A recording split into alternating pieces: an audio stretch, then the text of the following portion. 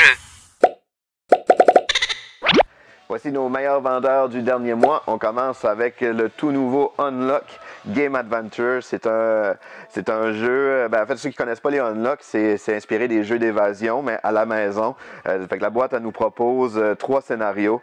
Il y en a un inspiré du populaire jeu Les Aventuriers du Rail. Il y en a un inspiré de Mysterium et l'autre de Pandémie. Nous, jusqu'à date, on a fait le premier, là, Les Aventuriers du Rail. C'est vraiment le fun, là. C'est une belle aventure avec des beaux clins d'œil au jeu de société Les Aventuriers du Rail. En deuxième position, on a Ark Nova, que là, présentement, on n'a plus en main, mais le prochain arrivage est prévu en juillet, puis là, il nous reste encore quelques copies disponibles sur ce deuxième arrivage-là, sinon ça va aller en octobre pour le prochain arrivage. En troisième position, on a l'extension Nouveaux Horizons de Tinted Grail.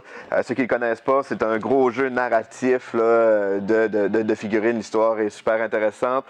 Ici, l'extension nous propose deux nouveaux scénarios. C'est une boîte là, super lourde avec encore plein de belles figurines. C'est pour 1 à 4 joueurs, 14 ans et plus. C'est 2 à 3 heures là, chaque scénario. Donc, c'est Tinted Grail. En quatrième position, on a The Thing. C'est la version Kickstarter qu'on a.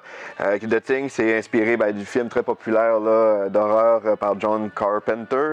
C'est un jeu pour 1 à 8 joueurs, les parties d'environ 90 minutes pour 13 ans et plus. C'est un jeu style coop avec un traître. Ça a l'air vraiment le fun. On n'a pas eu le temps de l'essayer encore. Là. Il est dans notre pile de jeux à jouer.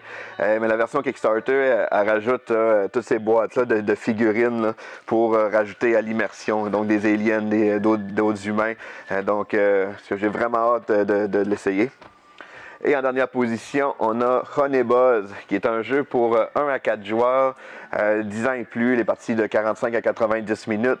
C'est un mélange de plusieurs mécaniques, de placement d'ouvriers, gestion de ressources un peu, et puis surtout placement de tuiles. Il va falloir aller chercher différentes tuiles pour faire nos alvéoles. Quand on réussit à entourer un genre de trou, mais là, on va pouvoir aller chercher du nectar pour le remplir. Ça va nous permettre de produire du miel qu'on va pouvoir vendre. C'est quand même assez dynamique, assez puzzle comme jeu. Donc, c'est Honey Buzz. L'île au jeu.